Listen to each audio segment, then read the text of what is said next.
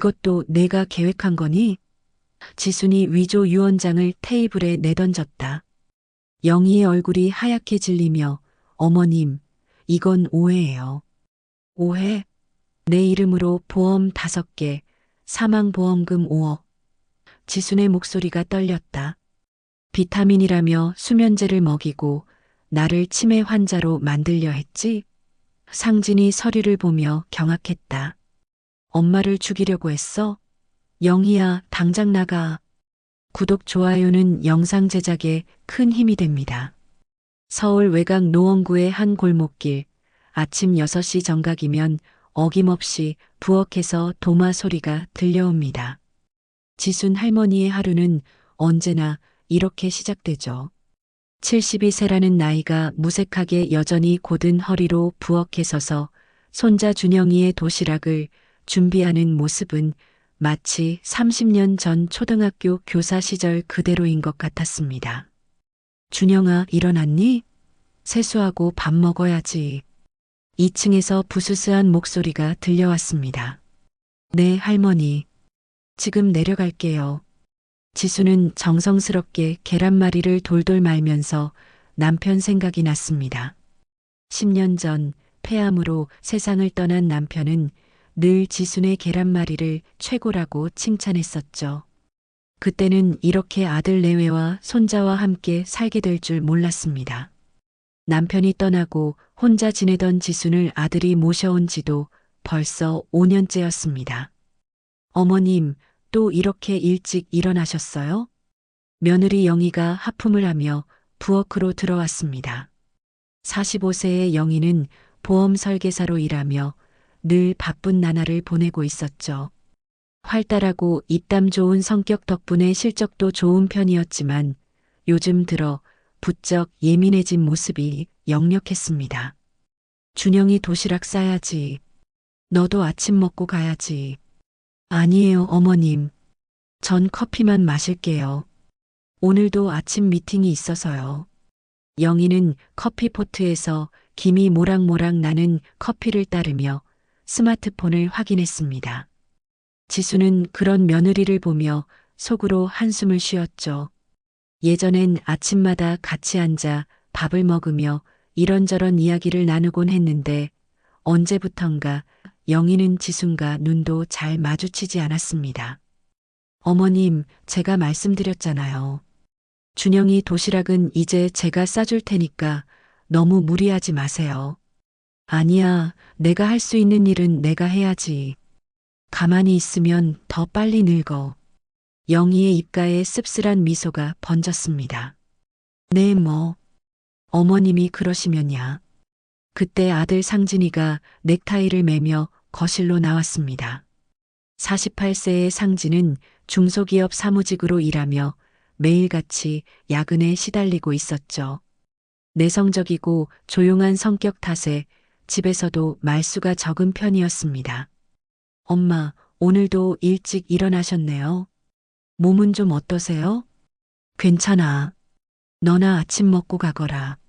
저도 그냥 토스트만 먹고 갈게요. 회사에 일찍 가야 해서. 지수는 아들 내외가 서둘러 집을 나서는 모습을 보며 쓸쓸함을 느꼈습니다. 언제부터인가 이 집에서 자신과 제대로 대화를 나누는 사람은 손자 준영이 뿐이었죠. 할머니, 오늘 도시락 반찬 정말 맛있어 보여요. 준영이가 교복을 입고 내려와 식탁에 앉았습니다. 15살 중학생인 준영이는 감수성이 풍부하고 조용한 성격으로 유독 할머니를 잘 따랐죠. 우리 준영이가 좋아하는 것만 골라서 넣었지. 천천히 먹어. 식사를 마친 준영이가 가방을 메고 현관으로 향했습니다. 할머니, 학교 다녀올게요. 그래, 조심해서 다녀와. 현관문이 닫히고 집안이 다시 조용해졌습니다. 지수는 설거지를 하며 창밖을 바라보았죠. 골목길엔 이미 봄꽃이 피기 시작했지만 마음속엔 여전히 겨울바람이 불고 있는 것 같았습니다. 오후가 되자 영희가 일찍 귀가했습니다. 평소와 달리 표정이 밝아 보였죠. 어머님, 오늘 큰 계약 하나 성사시켰어요. 저녁엔 제가 맛있는 거 사올게요. 그래, 수고했구나. 영희는 잠시 지순을 바라보다가 조심스럽게 물었습니다. 어머님, 혹시 요즘 건강검진은 받으셨어요? 작년에 받으신 이후로 한 번도 안 가신 것 같아서요. 아직 괜찮아. 나중에 시간 나면 가지 뭐. 그래도 정기적으로 받으셔야죠. 제가 아는 병원 예약해 드릴까요? 영희의 관심이 반갑기도 했지만 왠지 모를 불안감이 스며들었습니다. 요즘 부쩍 자신의 건강을 묻는 며느리가 낯설게 느껴졌죠. 저녁 시간 오랜만에 온 가족이 식탁에 모였습니다. 상진은 여전히 피곤한 얼굴이었고 영희는 핸드폰으로 무언가를 계속 확인하고 있었죠. 오직 준영이만 할머니가 해준 된장찌개를 맛있게 먹고 있었습니다. 할머니, 오늘 학교에서 선생님이 우리 할머니 같은 분들 덕분에 지금의 교육이 있다고 하셨어요. 할머니도 정말 좋은 선생님이었겠죠? 지순의 얼굴에 미소가 번졌습니다. 그저 아이들을 좋아했을 뿐이야. 식사가 끝나고 각자의 방으로 흩어진 후 준영이만 거실에 남아 할머니 옆에 앉았습니다. 할머니, 오늘 밤엔 같이 자도 돼요? 그럼 우리 준영이가 원하면 언제든지. 할머니 방에 누운 준영이가 지순의 팔베개를 하며 말했습니다. 할머니, 나중에 제가 어른이 되면 꼭 같이 살아요. 할머니가 혼자 계시는 거 싫어요. 지수는 손자의 머리를 쓰다듬으며 눈가를 훔쳤습니다. 우리 준영이는 정말 착하구나. 할머니도 영원히 건강하셔야 해요. 약속? 그래, 약속. 준영이가 잠든 후 지수는 천장을 바라보며 생각에 잠겼습니다. 평화로운 일상 속에서도 무언가 어긋난 느낌이 계속 마음을 짓누르고 있었죠. 며느리의 시선, 아들의 침묵, 그리고 자신을 둘러싼 미묘한 긴장감. 하지만 준영이의 따뜻한 숨소리를 들으며 그런 불안을 애써 떨쳐내려 했습니다. 창밖으로 보이는 달빛이 방 안을 은은하게 비추고 있었습니다. 봄밤의 선선한 바람이 커튼을 살랑이게 흔들었죠. 지수는 손자의 작은 손을 잡으며 속으로 되뇌었습니다. 이 아이만큼은 내가 지켜야지. 무슨 일이 있어도. 토요일 오후 봄비가 보슬보슬 내리는 날이었습니다. 지수는 거실에서 TV를 보며 뜨개질을 하고 있었죠. 상진은 회사에 나갔고 준영이는 친구들과 PC방에 갔습니다. 영희는 아침부터 고객 미팅이 있다며 외출했죠. 현관벨이 울렸습니다. 택배기사가 큰 상자를 들고 서 있었죠. 김영희님 앞으로 온 택배입니다. 며느리는 지금 없는데 제가 대신 받을게요. 지수는 무거운 택배 상자를 들고 영희의 방으로 향했습니다. 방문을 열자 깔끔하게 정돈된 방이 보였죠. 책상 위엔 각종 보험 서류들이 가지런히 놓여 있었고 벽엔 영희의 실적 차트가 붙어 있었습니다.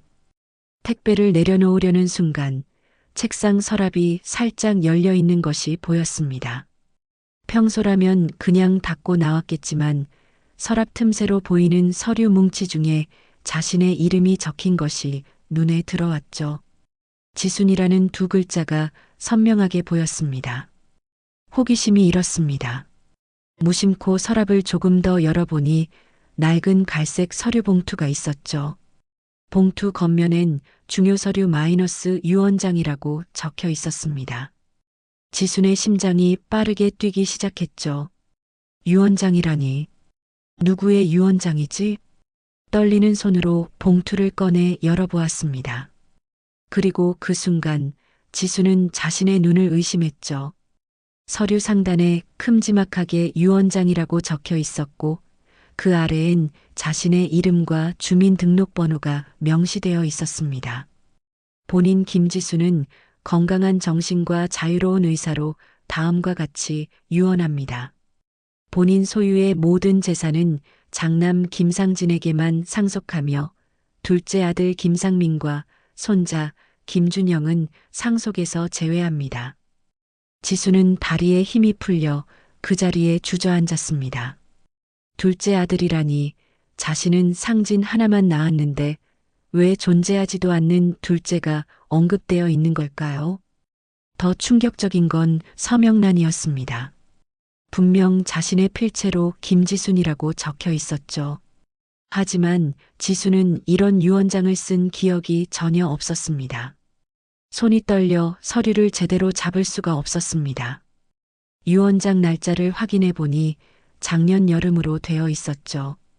그 시기엔 자신이 감기로 며칠 알아누웠던 때였습니다. 혹시 그때, 아니, 그럴 리 없다고 고개를 저었습니다. 서류를 더 살펴보니 공증까지 받은 것처럼 보였습니다. 하지만 자세히 보니 공증 도장이 어딘가 이상했죠. 마치 복사한 것을 다시 붙인 것 같은 흔적이 있었습니다. 갑자기 현관문 여는 소리가 들렸습니다. 영희의 목소리가 들려왔죠. 어머님 계세요? 비가 와서 일찍 들어왔어요. 지수는 황급히 서류를 봉투에 넣고 서랍에 밀어 넣었습니다. 그리고 택배 상자를 들고 있는 척하며 방에서 나왔죠. 아, 택배 와서 방에 넣어뒀어요. 감사해요, 어머님. 근데 얼굴이 안 좋아 보이시는데 괜찮으세요? 괜찮아. 그냥 조금 어지러워서. 영희가 다가와 지순의 이마에 손을 대었습니다. 열은 없으신 것 같은데. 혈압약은 잘 드시고 계시죠? 그럼 빼먹은 적 없어. 영희는 잠시 지순을 바라보다가 자신의 방으로 들어갔습니다. 지수는 거실 소파에 앉아 가슴을 쓸어내렸죠. 머릿속이 하얗게 변했습니다. 방금 본 것이 현실인지 꿈인지 분간이 되지 않았죠. 저녁 무렵 지수는 부엌에서 요리를 하면서도 계속 유언장 생각에 빠져 있었습니다. 칼질을 하다가 손가락을 베일 뻔했죠. 어머님, 제가 도와드릴까요? 영희가 부엌으로 들어왔습니다. 평소와 달리 친절한 태도였죠. 아니야, 거의 다 했어. 그런데 어머님, 제가 전에 말씀드렸던 건강검진 건 생각해 보셨어요? 나이가 있으시니까 정기적으로 받으셔야 해요. 지수는 영희의 눈을 바라보았습니다. 그 눈빛에서 무언가를 읽으려 애썼지만 영희는 평소와 다름없는 미소를 짓고 있었죠.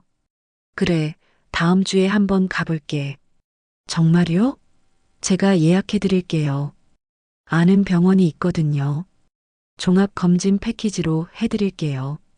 영희의 적극적인 모습이 오히려 더 의심스러웠습니다. 예전엔 이런 일에 그다지 관심이 없었는데 말이죠. 밤이 되어 준영이가 돌아왔습니다. 비에 젖은 머리를 털며 들어온 준영이가 할머니를 보자마자 웃었죠. 할머니, 오늘 친구들이랑 영화 봤어요. 할머니도 다음엔 같이 가요. 그래, 우리 준영이가 좋다면야. 준영이는 할머니 옆에 앉아 하루 있었던 일을 제잘제잘 이야기했습니다. 그 순간만큼은 지순도 유언장 생각을 잊을 수 있었죠. 할머니, 근데 엄마가 요즘 이상해요. 이상하다니? 전화할 때 몰래 방에 들어가서 하고 아빠한테도 뭔가 숨기는 것 같아요. 지순의 가슴이 철렁했습니다. 준영이도 뭔가 느끼고 있었던 것이죠. 어른들 일이니까 준영이는 신경 쓰지 마. 근데 할머니는 괜찮으시죠? 엄마가 자꾸 할머니 건강 물어보던데. 할머니는 아주 건강해. 준영이 대학 갈 때까지는 끄떡없어. 그날 밤 지수는 잠을 이룰 수 없었습니다. 천장을 바라보며 온갖 생각이 스쳐 지나갔죠. 왜 며느리는 가짜 유언장을 만들었을까? 자신이 죽기를 기다리는 걸까? 그렇다면 아들은 이 사실을 알고 있을까? 새벽 2시 지수는 살며시 일어나 거실로 나왔습니다. 물을 마시려다 영희의 방에서 새어나오는 불빛을 보았죠. 그리고 낮은 목소리가 들려왔습니다. 예, 준비는 다 해놨어요. 유언장도 있고. 네, 알겠습니다. 지수는 벽에 등을 기대고 섰습니다. 온몸에 소름이 돋았죠. 자신이 이 집에서 어떤 존재인지 이제야 깨달은 것 같았습니다. 사랑하는 가족이 아니라 언젠가 사라져야 할 짐이었던 걸까요? 창밖의 빗소리가 유독 크게 들렸습니다. 마치 자신의 눈물 소리 같았죠. 72년을 살면서 이렇게 배신감을 느낀 적은 처음이었습니다.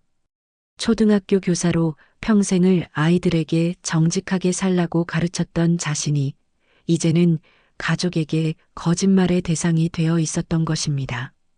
그날 이후 지순의 일상은 완전히 달라졌습니다. 겉으로는 평소와 다름없이 행동했지만 마음속엔 의심의 씨앗이 깊게 뿌리내렸죠. 며느리의 모든 행동이 다르게 보이기 시작했습니다. 아침에 건네는 인사도 저녁에 묻는 안부도 모두 가식처럼 느껴졌죠. 월요일 아침 영희는 평소보다 일찍 일어나 부엌에서 무언가를 준비하고 있었습니다. 어머님, 오늘은 제가 아침 준비했어요. 어머님이 좋아하시는 미역국 끓였거든요. 지수는 의외라는 표정을 지었습니다. 영희가 아침을 준비한 건 정말 오랜만이었죠. 무슨 날이니? 갑자기 미역국을? 그냥요. 어머님이 늘 저희 챙겨주시는데 가끔은 저도 해드려야죠. 영희가 뜨거운 미역국을 그릇에 담아 지순 앞에 놓았습니다. 김이 모락모락 피어올랐죠. 지수는 숟가락을 들었다가 잠시 멈칫했습니다. 문득 이상한 생각이 스쳐 지나갔죠. 하지만 이내 고개를 저으며 국을 떠먹었습니다. 맛있네. 요리 실력이 늘었구나. 정말요? 다행이에요. 영희가 안도의 미소를 지었습니다. 그 순간 영희의 핸드폰이 울렸죠. 영희는 화면을 보더니 표정이 굳어졌습니다. 잠깐 전화 좀 받고 올게요. 영희는 서둘러 방으로 들어갔습니다. 지수는 조용히 일어나 복도로 나갔죠. 방문 틈새로 영희의 목소리가 새어나왔습니다. 예, 알겠습니다. 그 서류는 준비해뒀어요. 아니에요. 어머니 건강은 아직 괜찮으세요. 근데 언제쯤 그 절차가 가능할까요? 지순의 심장이 쿵쾅거렸습니다. 절차라니 무슨 절차를 말하는 걸까요? 유언장은 이미 준비해놨어요. 공증은? 네, 조금 더 자연스럽게 처리하려고요. 지수는 다리에 힘이 풀려 벽에 기댔습니다. 역시 영희가 유언장을 위조한 게 맞았던 것이죠. 그런데 대체 누구와 통화하는 걸까요? 발소리가 들려 지수는 황급히 부엌으로 돌아왔습니다. 영희가 나와보니 지수는 여전히 미역국을 먹고 있었죠. 중요한 전화였어요? 아, 보험 관련 일이에요. 요즘 실적 압박이 심해서요. 영희의 대답이 자연스러웠지만 지수는 이미 진실을 알고 있었습니다. 그날 오후 지수는 집에 혼자 남게 되었죠. 영희는 고객 미팅, 상진은 회사, 준영이는 학교에 갔습니다. 지수는 영희의 방으로 다시 들어갔습니다. 이번엔 좀 더 자세히 살펴보기로 했죠. 책상 서랍을 열어보니 유언장 외에도 여러 서류가 있었습니다. 그중엔 자신의 건강보험 서류도 있었죠. 그런데 이상한 점을 발견했습니다. 보험 수익자가 영희로 변경되어 있었던 것이죠. 이게 대체 더 충격적인 건 그 다음이었습니다. 서류 뭉치 사이에서 요양원 팸플릿을 발견했죠. 여러 요양원의 자료가 있었고 그중 몇 곳엔 형광펜으로 표시까지 되어 있었습니다. 그리고 메모 하나를 발견했죠. 월 비용 300만 원, 치매 환자 전문, 면회 제한 가능. 지수는 숨이 막혔습니다. 자신을 요양원에 보낼 생각이었던 걸까요? 그것도 면회 제한이 가능한 곳으로. 마치 자신을 세상에서 격리시키려는 것처럼 보였죠. 그때 또 다른 서류가 눈에 들어왔습니다. 부동산 매매 계약서였죠. 이 집을 팔려는 계획이 있었던 것 같았습니다. 계약서엔 아직 서명은 되어 있지 않았지만 거의 모든 내용이 작성되어 있었죠. 저녁이 되어 가족들이 하나둘 돌아왔습니다. 지수는 아무것도 모르는 척 평소처럼 저녁을 준비했죠. 식탁에 둘러앉은 가족들의 얼굴을 보니 마음이 복잡했습니다. 엄마, 오늘 회사에서 승진 심사가 있었어요. 상진이 조심스럽게 말을 꺼냈습니다. 그래, 잘 됐으면 좋겠구나. 근데 만약 승진하면 지방으로 발령 날 수도 있대요. 영희가 재빨리 끼어들었습니다. 그럼 좋죠. 지방에 가면 집값도 싸고 생활비도 적게 들고. 지수는 며느리를 바라보았습니다. 그럼 이 집은 어떻게 하고? 팔아야죠. 어차피 낡은 집이라 관리도 힘들고요. 상진이 당황한 표정을 지었습니다. 아직 결정된 건 아니에요. 그냥 가능성이 있다는 거죠. 준영이가 불안한 표정으로 물었습니다. 그럼 우리 이사 가는 거예요? 전 여기가 좋은데. 아직 정해진 건 없어. 지순이 손자를 안심시켰죠. 식사 후 영희는 또다시 전화를 받으러 방으로 들어갔습니다. 지수는 설거지를 하는 척하며 귀를 기울였죠. 이번엔 목소리가 더 낮았지만 몇 마디가 들렸습니다. 보험금이 얼마나 되는지 확인했어요. 네, 사망보험금이요. 지수는 접시를 놓칠 뻔했습니다. 사망보험금이라니. 자신의 죽음을 기다리는 게 확실했죠. 그것도 돈 때문에. 그날 밤 준영이가 할머니 방으로 왔습니다. 할머니, 오늘도 같이 자도 돼요? 그럼 언제든지 환영이야. 준영이가 이불 속으로 들어오며 말했습니다. 할머니, 엄마가 요즘 이상해요. 아빠 몰래 뭔가 하는 것 같아요. 무슨 소리니? 어제 엄마가 전화하면서 아빠는 모른다고 했어요. 그리고 곧 모든 게 해결될 거라고. 지수는 손자를 꼭 안아주었습니다. 준영아, 무슨 일이 있어도 할머니는 내 곁에 있을 거야. 정말요? 약속해요? 약속? 준영이가 잠든 후 지수는 결심했습니다. 더는 가만히 있을 수 없었죠. 내일 아들과 단둘이 이야기를 해야겠다고 생각했습니다. 상진이는 이 모든 걸 알고 있는 걸까요? 아니면 영희가 단독으로 계획한 일일까요? 새벽 3시 지수는 문득 잠에서 깼습니다. 복도에서 발소리가 들렸죠. 살며시 문을 열고 내다보니 영희가 부엌에서 무언가를 하고 있었습니다. 약통을 들고 있는 것 같았죠. 영희는 약을 몇 알 꺼내 유리컵에 넣고 있었습니다. 지수는 소름이 돋았습니다. 저게 무슨 약일까요? 설마 자신에게 먹일 생각은 아니겠죠. 영희는 잠시 망설이다가 약을 다시 약통에 넣고 방으로 돌아갔습니다. 지수는 가슴을 쓸어내렸습니다. 하지만 불안감은 사라지지 않았죠. 자신이 이 집에서 언제까지 안전할 수 있을까요? 며느리의 계획이 언제 실행될까요? 그리고 그때가 오면 자신은 어떻게 해야 할까요? 창밖엔 어느새 동이 트기 시작했습니다. 새로운 하루가 시작되고 있었지만 지순에겐 매일이 전쟁 같았죠. 가족이라고 믿었던 사람들 사이에서 홀로 싸워야 하는 전쟁이었습니다. 며칠이 지난 수요일 오전, 지수는 아들이 출근하고 영희가 외출한 틈을 타 다시 수색을 시작했습니다. 이번엔 더 철저히 조사하기로 마음먹었죠. 영희의 방뿐만 아니라 거실 서랍장, 그리고 창고까지 뒤지기 시작했습니다. 창고 한 구석 낡은 상자 속에서 뜻밖의 것을 발견했습니다. 자신의 이름으로 된 여러 개의 보험 증권이었죠. 종신보험, 암보험, 상해보험까지. 보험료를 합치면 월 100만 원이 넘었습니다. 지수는 단 하나의 보험도 가입한 기억이 없었죠. 이게 대체 언제? 서류를 자세히 살펴보니 가입 날짜가 모두 작년 여름이었습니다.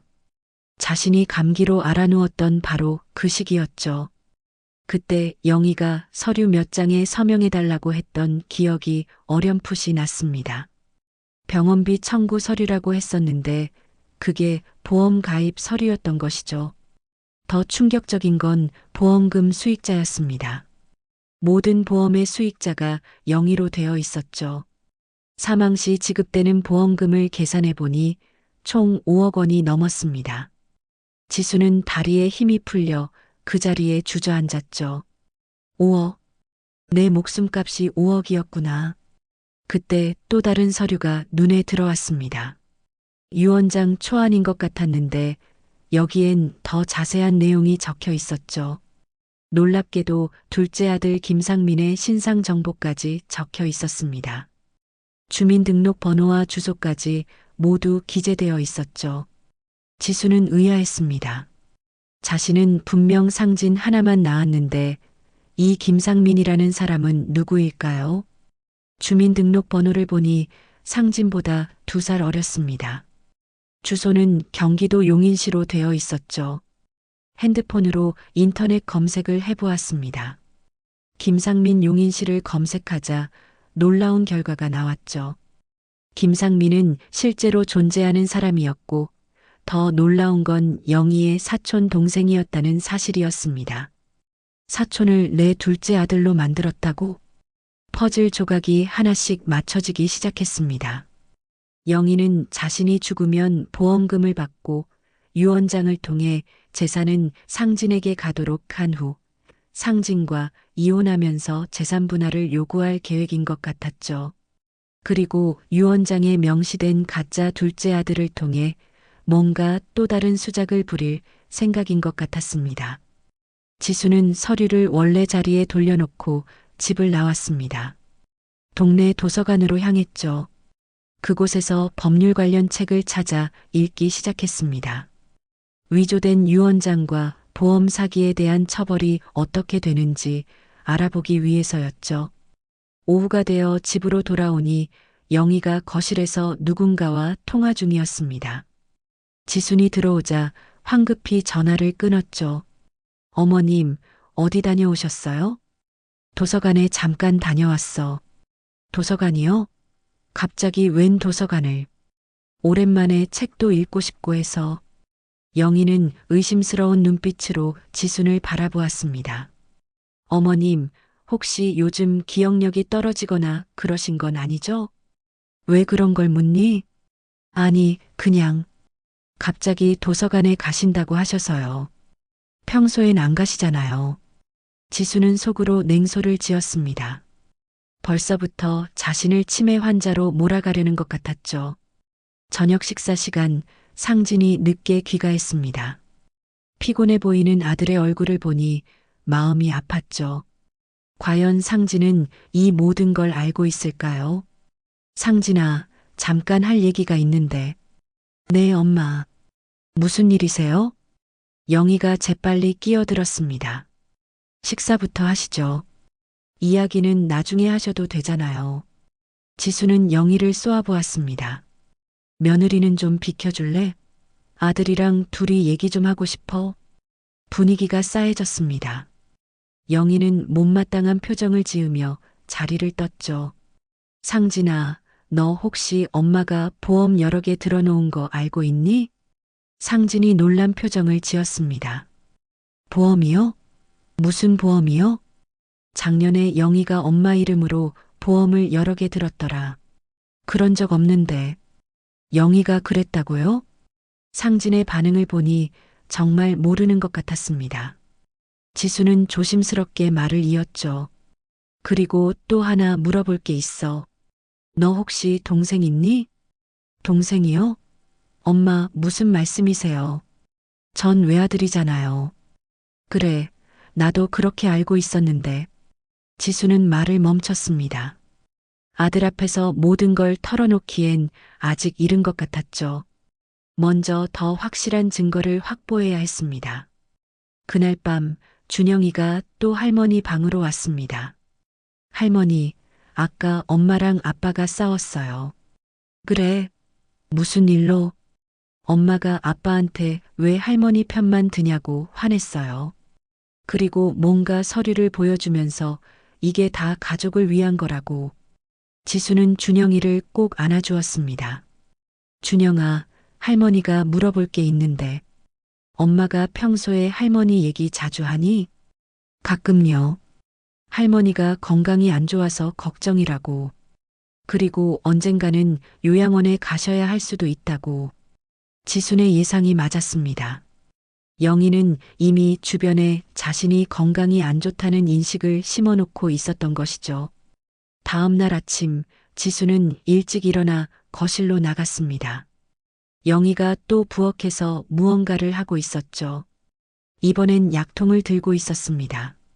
어머님, 비타민 드실 시간이에요. 영희가 약을 건넸습니다. 평소 먹던 비타민과 모양이 달라 보였죠. 이거 평소 먹던 거랑 다른 것 같은데? 아, 이번에 더 좋은 걸로 바꿨어요. 칼슘도 들어있고 뼈 건강에 좋대요. 지수는 약을 받아들었다가 몰래 주머니에 넣었습니다. 나중에 약국에 가서 확인해 봐야겠다고 생각했죠. 점심 무렵 지수는 약국으로 향했습니다. 약사에게 약을 보여주며 물었죠. 이게 무슨 약인지 좀 봐주시겠어요? 약사가 약을 살펴보더니 의외의 대답을 했습니다. 이건 수면 유도제네요. 꽤 강한 편이에요. 처방전 있으셨어요? 지수는 충격을 받았습니다. 비타민이라고 속이고 수면제를 먹이려 했던 것이죠. 만약 계속 먹었다면 하루 종일 정신이 몽롱했을 겁니다. 그리고 그런 상태를 빌미로 치매라고 몰아갔겠죠. 집으로 돌아오는 길에 지수는 결심했습니다. 더는 이런 식으로 살 수 없었죠. 하지만 아직은 때가 아니었습니다. 먼저 모든 증거를 확보하고 준영이를 보호할 방법을 찾아야 했습니다. 무엇보다 상진에게 진실을 알려야 했죠. 그날 저녁 지수는 일기장을 꺼내 들었습니다. 오늘부터 모든 일을 기록하기로 했죠. 언젠가 이 일기장이 증거가 될 수도 있을 테니까요. 첫 장에 또박또박 적었습니다. 나는 아직 살아있다. 그리고 진실을 밝힐 것이다. 금요일 오후 지수는 거실에서 뜨개질을 하고 있었습니다. 영희는 방에서 전화 통화를 하고 있었죠. 평소보다 목소리가 크게 들려왔습니다. 아마도 중요한 통화인 것 같았죠. 지수는 뜨개질을 멈추고 귀를 기울였습니다. 복도로 살며시 나가 영희의 방문 앞에 섰죠. 문틈으로 영희의 목소리가 선명하게 들려왔습니다. 예, 노인 요양원 그거는 취소해 주세요. 아직 버티시네요. 지순의 가슴이 철렁했습니다. 역시 자신을 요양원에 보낼 계획이었던 것이죠. 네, 유산 처리만 잘 되면 나도 아들 데리고 나가서 살 거예요. 상진이한테는 비밀이에요. 그 사람은 너무 순진해서 이런 일은 못해요. 지수는 주먹을 꽉 쥐었습니다. 영희는 준영이까지 데리고 떠날 생각이었던 것이죠. 그것도 상진을 버리고 말입니다. 보험금 5억이면 충분해요. 그 돈으로 새 출발하는 거죠. 상민 오빠도 준비됐다고 하던데요. 유언장대로만 하면 문제 없을 거예요. 더는 들을 수 없었습니다. 지수는 떨리는 다리로 자신의 방으로 돌아갔죠. 책상 서랍에서 그동안 모아둔 증거들을 꺼냈습니다. 복사해둔 유언장, 보험증권, 약국에서 확인한 수면제 처방 내역까지. 이제 행동할 때가 왔구나. 지수는 거실로 나갔습니다. 마침 영희도 방에서 나왔죠. 두 사람의 눈이 마주쳤습니다. 우리 차 한잔하면서 이야기 좀 할까? 네, 어머님. 마침 저도 드릴 말씀이 있었어요. 두 사람은 식탁에 마주 앉았습니다. 영희가 먼저 입을 열었죠. 어머님, 제가 알아본 요양원이 있는데요. 시설도 좋고 의료진도 훌륭해요. 요양원? 내가 왜 거기를 가야 하니? 어머님이 요즘 깜빡깜빡 하시잖아요. 약도 제대로 안 드시고 전문적인 케어가 필요하실 것 같아서요. 지수는 차갑게 웃었습니다. 그래, 그럼 이것도 내가 계획한 거니? 그러면서 복사해둔 유언장을 테이블 위에 내려놓았습니다. 영희의 얼굴이 하얗게 질렸죠. 이게 어떻게 내 서명을 위조한 거 알고 있어. 그리고 내 사촌 동생을 내 둘째 아들로 만든 것도. 영희는 당황하며 말을 더듬었습니다. 어머님, 이건 오해예요. 전 그저 오해? 내 이름으로 보험을 5개나 들어놓고 수익자를 내 이름으로 해놓은 것도 오해니? 지수는 보험증권 복사본도 꺼내 보였습니다. 영희는 완전히 얼어붙었죠. 그리고 이것도 설명해봐. 지수는 수면제를 꺼냈습니다. 비타민이라고 속이고 수면제를 먹이려 했지? 나를 정신 못 차리게 만들어서 치매 환자로 만들려고? 바로 그때 현관문이 열렸습니다. 상진이 퇴근에 들어온 것이죠. 거실의 분위기가 심상치 않음을 느낀 상진이 물었습니다. 무슨 일이세요? 왜 이렇게 분위기가? 지수는 아들을 바라보며 말했습니다. 상진아, 앉아. 내가 꼭 알아야 할 일이 있어. 영희가 급하게 일어나며 말했습니다. 여보, 이건 오해야. 어머님이 착각하신 거예요. 착각이라고? 지순이 목소리를 높였습니다. 그럼 이 모든 서류가 다 거짓말이란 거니? 상진은 테이블 위의 서류들을 살펴보기 시작했습니다. 유언장을 본 순간 상진의 표정이 굳어졌죠. 이게 뭐야? 엄마 유언장? 그리고 여기 왜 동생이 있어? 나 외아들인데. 그건 가짜야. 내 서명을 위조해서 만든 거지. 상진은 믿을 수 없다는 표정으로 아내를 바라보았습니다. 영희야, 이게 사실이야? 영희는 갑자기 눈물을 터뜨리며 무릎을 꿇었습니다. 미안해요. 정말 미안해요. 전 그저 우리 가족을 위해서 어머님이 혹시라도 돌아가시면 재산 문제로 복잡해질까봐. 그래서 어머니를 죽이려고 했어? 상진의 목소리가 떨렸습니다. 아니에요. 전 그런 적 없어요. 그저 만약을 대비해서. 그때 준영이가 학원에서 돌아왔습니다. 거실의 분위기를 보고 놀란 표정을 지었죠. 무슨 일이에요? 왜 다들? 지순이 손자를 자신의 방으로 데려갔습니다. 준영아, 어른들 얘기 중이니까 여기 있자. 다시 거실로 나온 지수는 결정적인 한마디를 했습니다. 당장 이 집에서 나가. 그리고 이 모든 걸 경찰에 신고할 거야. 영희는 상진에게 매달렸습니다. 여보, 제발 한 번만 용서해줘. 전 정말 순간적으로 실수한 거예요. 하지만 상진은 고개를 돌렸습니다. 엄마 말이 맞아. 당장 나가. 우리 끝이야. 영희는 절망적인 표정으로 일어섰습니다. 그리고 갑자기 도끼 어린 목소리로 말했죠. 좋아요. 나가죠. 하지만 준영이는 내가 데려갈 거예요.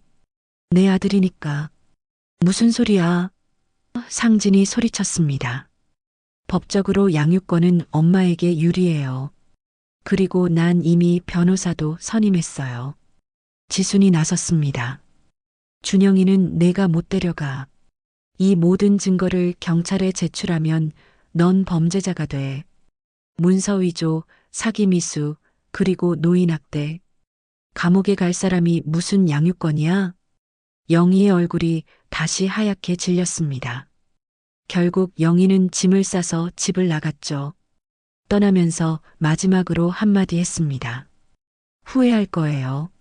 모두 다. 현관문이 쾅 닫혔습니다. 상진은 소파에 무너져 내렸죠. 엄마, 정말 미안해요. 제가 너무 바보 같았어요. 영희가 그런 사람인 줄 몰랐어요. 지수는 아들의 어깨를 토닥였습니다. 내 잘못이 아니야. 사람은 누구나 실수를 하지. 준영이가 방에서 나와 할머니를 꼭 안았습니다. 할머니, 이제 우리 셋이서만 살아요. 전 할머니랑 아빠랑 같이 있을게요. 지수는 눈물을 흘렸습니다. 하지만 이번엔 슬픔의 눈물이 아니라 안도의 눈물이었죠. 위기는 넘겼지만 아직 해결해야 할 일이 남아 있었습니다. 그날 밤 지수는 일기장에 적었습니다. 오늘 모든 게 무너졌다. 하지만 동시에 새롭게 시작할 수 있는 기회를 얻었다. 준영이와 상진이를 지킬 수 있어서 다행이다. 이제 법적인 조치를 취해야 한다. 영희가 저지른 범죄에 대한 대가를 치르게 해야 한다. 창밖엔 별이 빛나고 있었습니다. 폭풍이 지나간 후에 고요함이 집안을 감쌌죠. 지수는 오랜만에 마음 편히 잠자리에 들 수 있었습니다. 영희가 떠난 지 일주일이 지났습니다. 집안은 전보다 조용했지만 오히려 평화로웠죠. 상진은 이혼 서류를 준비하고 있었고 지수는 경찰서에 고소장을 제출할 준비를 하고 있었습니다. 하지만 준영이가 걱정이었습니다. 엄마가 떠난 후로 말수가 부쩍 줄었죠. 학교에서 돌아와도 방에만 틀어박혀 있었습니다. 어느 날 새벽 지수는 거실에서 물을 마시다가 준영이 방에서 불빛이 새어나오는 것을 보았습니다. 살며시 문을 열고 들어가니 준영이가 책상에 앉아 무언가를 쓰고 있었죠. 준영아, 이 시간에 안 자고 뭐하니? 준영이가 놀라며 종이를 가렸습니다. 아, 할머니. 그냥 일기 쓰고 있었어요. 잠을 자야지. 내일 학교 가야 하잖아. 네, 곧 잘게요. 지순이 나가려는데 준영이가 불렀습니다. 할머니, 잠깐만요. 준영이가 서랍에서 작은 쪽지를 꺼냈습니다. 접힌 종이를 할머니에게 건네며 말했죠. 이거 할머니한테 드리려고 썼어요. 지금 읽지 마시고 나중에 혼자 계실 때 읽어주세요. 지수는 쪽지를 받아 품에 넣었습니다. 그래, 나중에 읽을게. 다음 날 아침 준영이가 학교에 간 후 지수는 쪽지를 펼쳐보았습니다. 준영이의 또박또박한 글씨가 눈에 들어왔죠. 할머니께. 할머니가 슬퍼하지 않았으면 좋겠어요. 엄마가 나쁜 일을 했지만 그래도 제 엄마예요. 하지만 난 항상 할머니 편이에요. 할머니가 우리를 지켜주셨잖아요. 혹시라도 나중에 할머니가 혼자 계시면 나도 혼자 살게요. 우리 같이 살아요. 할머니는 제게 가장 소중한 사람이에요. 사랑해요, 할머니. 지수는 눈물을 흘렸습니다. 준영이가 얼마나 마음고생을 했을까요? 엄마의 잘못을 알면서도 할머니를 위로하려는 그 마음이 너무나 고마웠죠. 그때 전화벨이 울렸습니다. 영희였죠. 어머님, 잠깐 만날 수 있을까요? 드릴 말씀이 있어요. 할 말이 뭐가 있어? 법정에서 만나자고 해. 제발요, 어머님. 정말 중요한 얘기예요. 준영이에 관한 거예요. 지수는 잠시 망설이다가 동의했습니다. 약속 장소는 동네 카페였죠. 카페에 도착하니 영희가 이미 와 있었습니다. 많이 수척해진 모습이었죠. 영희는 지순을 보자마자 고개를 숙였습니다. 어머님, 먼저 사과드릴게요. 정말 죄송해요. 사과는 됐고 할 말이나 해. 영희는 서류 봉투를 꺼냈습니다. 이거 어머님께 드리려고요. 봉투 안엔 놀랍게도 보험해지 서류와 유언장 원본이 들어 있었습니다. 보험은 모두 해지했어요. 그리고 유언장도 파기하겠다는 각서를 썼어요. 지수는 의심스러운 눈빛으로 영희를 바라보았습니다. 왜 갑자기 이러는 거니? 영희의 눈에 눈물이 고였습니다. 사실 제가 너무 힘들었어요. 친정 아버지 사업이 망해서 빚이 10억이 넘었거든요. 저희 집까지 담보로 잡혀 있었어요. 그래서 나를 이용하려 했다고? 죄송해요. 정말 미쳤었어요. 돈 때문에 사람이 할 짓을 못했어요. 영희는 계속 이야기했습니다.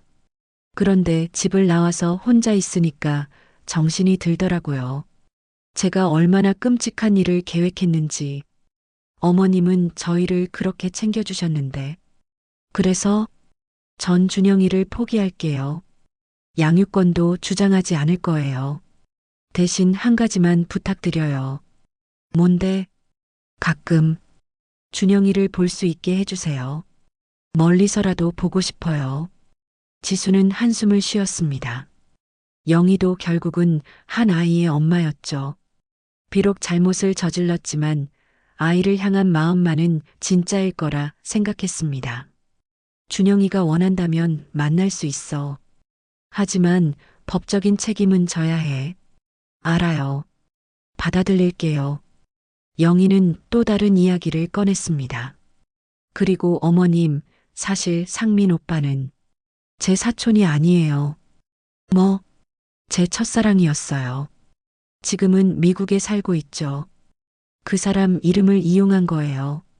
실제로는 아무 관련이 없어요. 지수는 어이가 없었습니다.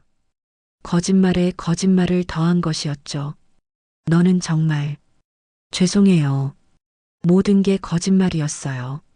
보험 설계사 일도 실적 압박이 심해서 어머님 돌아가시면 보험금으로 모든 걸 해결하려고 했어요.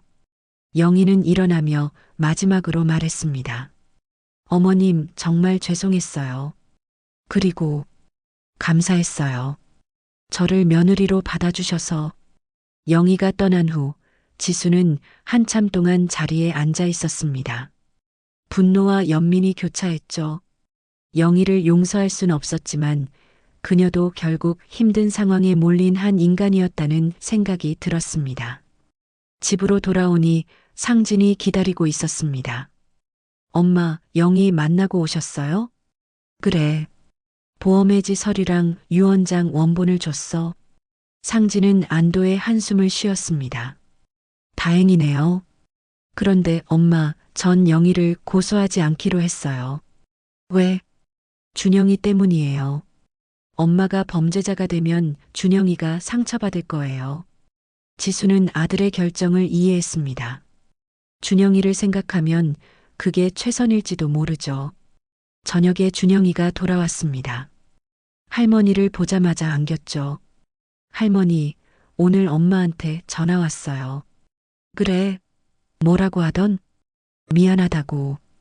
그리고 할머니한테 잘하라고 했어요.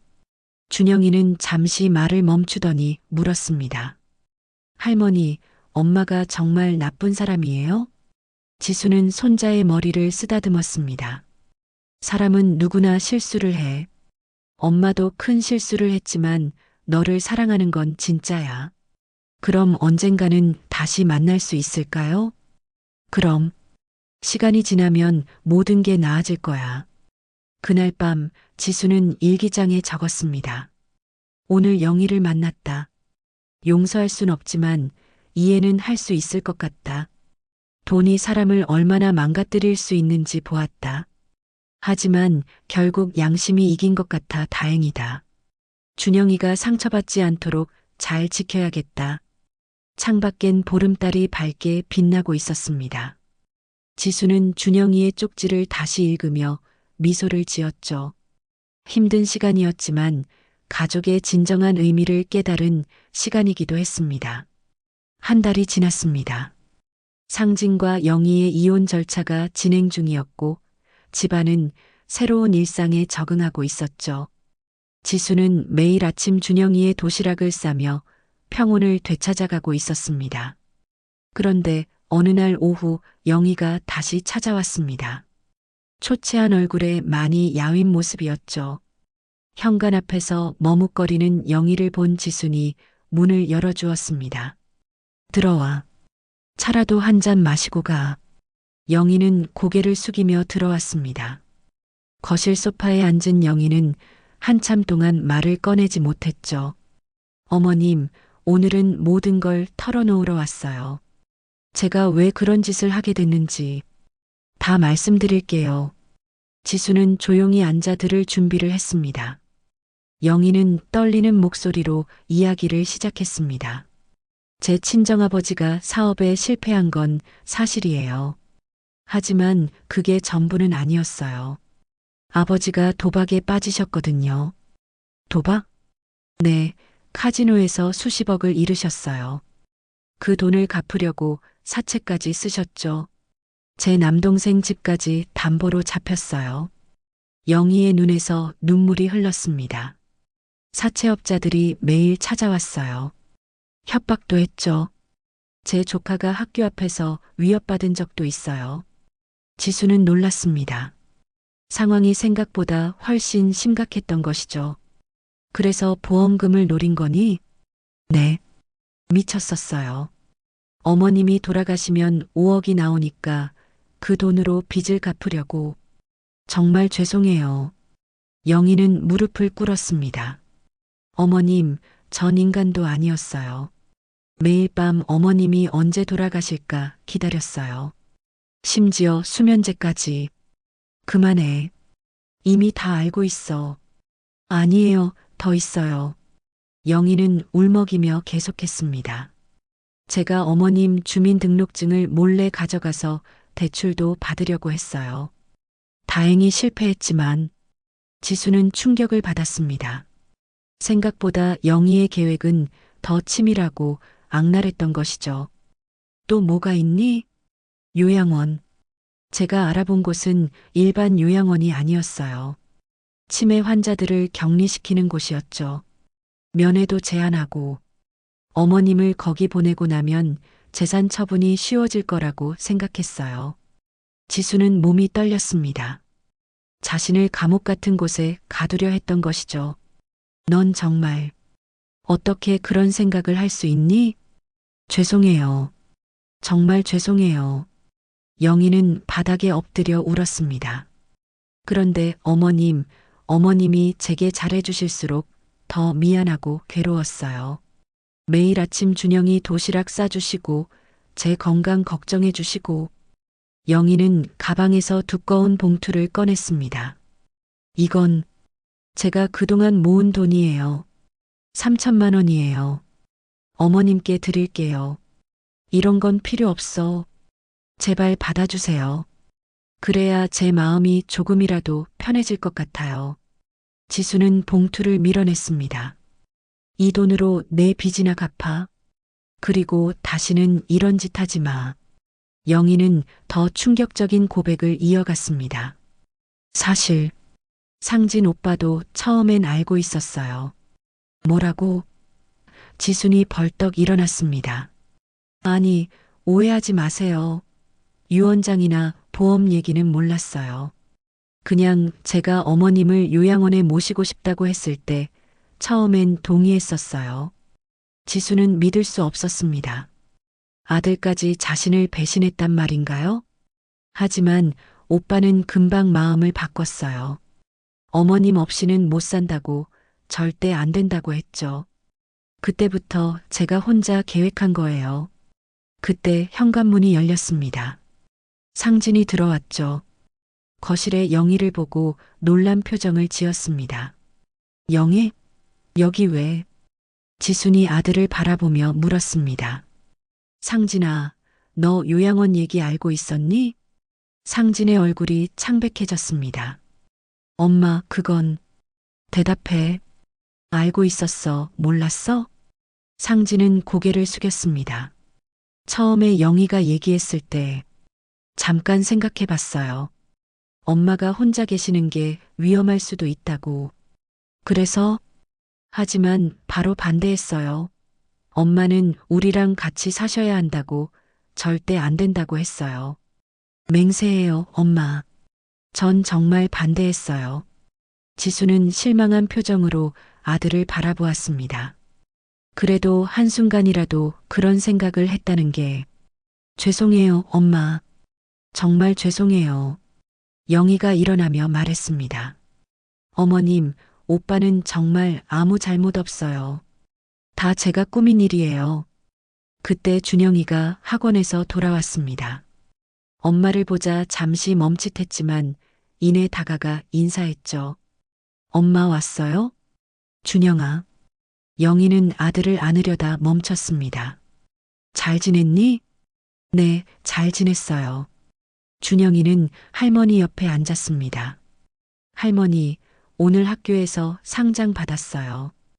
효행상이에요. 지순의 얼굴에 미소가 번졌습니다. 우리 준영이가 최고구나. 영희는 그 모습을 보며 또다시 눈물을 흘렸습니다. 준영아, 엄마가 정말 미안해. 할머니한테 잘해드려. 할머니는 우리 가족의 보물이야. 준영이가 엄마를 바라보며 말했습니다. 엄마, 할머니가 말씀하셨어요. 사람은 누구나 실수를 한다고.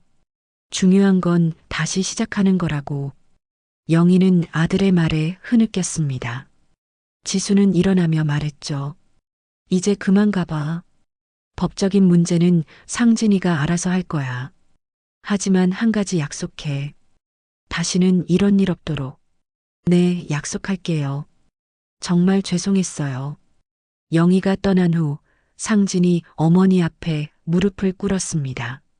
엄마, 정말 죄송해요. 한순간이라도 그런 생각을 했다는 게 죄송해요. 지수는 아들의 머리를 쓰다듬었습니다. 괜찮아. 너도 힘들었을 거야. 중요한 건 내가 결국 옳은 선택을 했다는 거야. 준영이가 두 사람을 안았습니다. 우리 이제 더 행복하게 살아요. 셋이서요. 그날 밤 지수는 동사무소에서 받아온 법률 상담 자료를 검토했습니다. 영희를 고소하지 않기로 했지만 모든 기록은 남겨두기로 했죠. 혹시 모를 미래를 위해서였습니다. 상진이 어머니 방으로 왔습니다. 엄마, 제가 집을 정리하고 새 출발하려고 해요. 작은 아파트로 이사가서 엄마 모시고 준영이랑 셋이 살래요. 지수는 아들을 바라보며 고개를 끄덕였습니다. 그래, 새롭게 시작하자. 창밖의 밤하늘엔 별이 총총히 빛나고 있었습니다. 지수는 오늘 들은 모든 진실이 충격적이었지만 동시에 후련하기도 했죠. 이제 모든 게 밝혀졌으니 진짜 새로운 시작을 할 수 있을 것 같았습니다. 2달 후 이사 준비가 한창이었습니다. 상진은 노원구의 낡은 집을 정리하고 도봉구의 작은 아파트로 이사하기로 했죠. 새 출발을 위한 선택이었습니다. 지수는 오래된 앨범을 정리하며 추억에 잠겼습니다. 남편과 함께 찍은 사진, 상진의 어린 시절 사진, 그리고 한때는 행복했던 가족 사진들. 영희의 얼굴이 있는 사진을 보며 복잡한 심경이 들었죠. 할머니, 이거 버릴까요? 준영이가 영희와 함께 찍은 가족 사진을 들고 물었습니다. 지수는 잠시 생각하다 고개를 저었죠. 아니야, 그것도 우리의 역사야. 나쁜 기억이든 좋은 기억이든 다 우리가 살아온 흔적이지. 준영이는 고개를 끄덕이며 사진을 상자에 넣었습니다. 그때 현관벨이 울렸죠. 상진이 문을 열자 영희가 서 있었습니다. 손에는 작은 상자를 들고 있었죠. 준영이 물건 정리하다가 나온 거예요. 돌려주려고 왔어요. 상진은 차갑게 상자를 받았습니다. 그것뿐이면 이제 가봐. 잠깐만.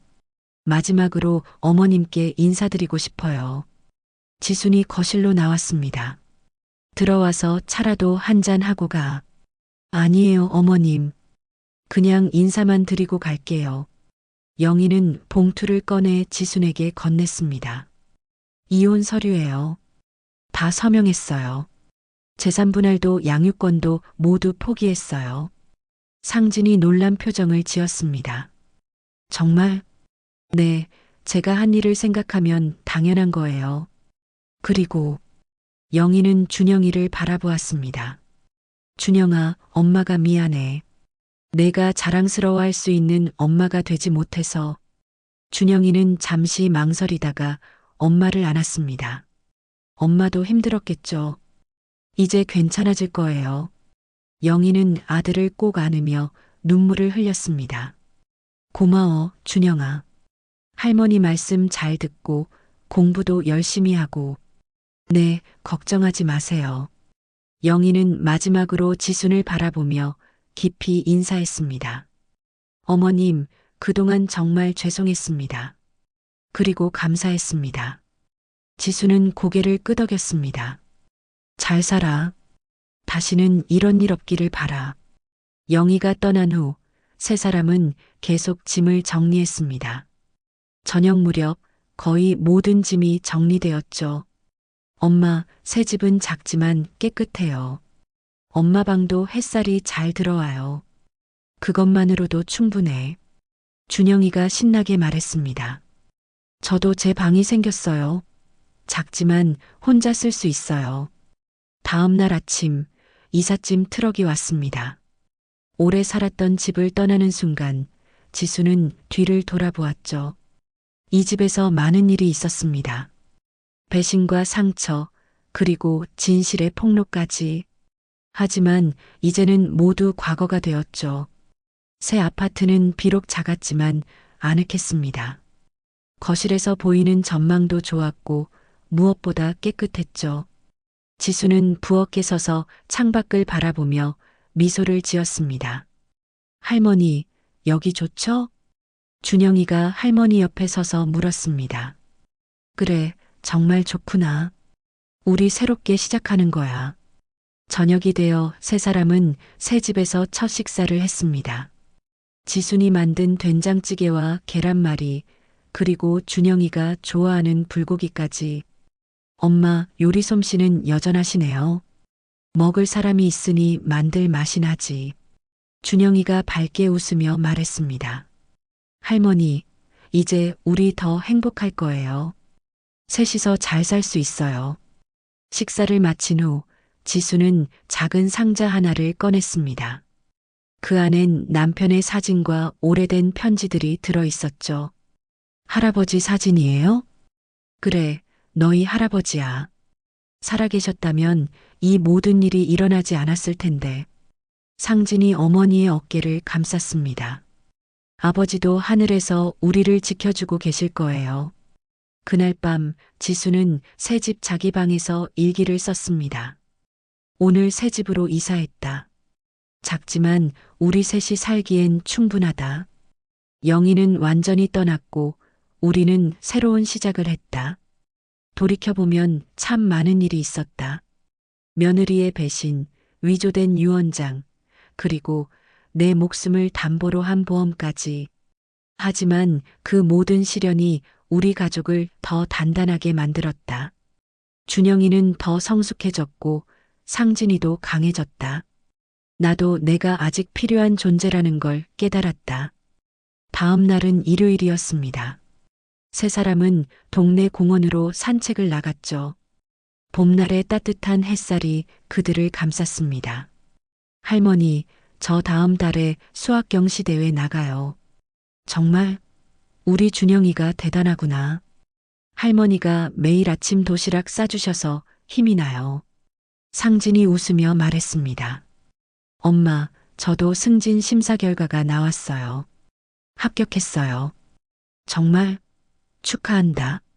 지방 발령은 거절했어요. 서울 본사에서 계속 일하기로 했어요.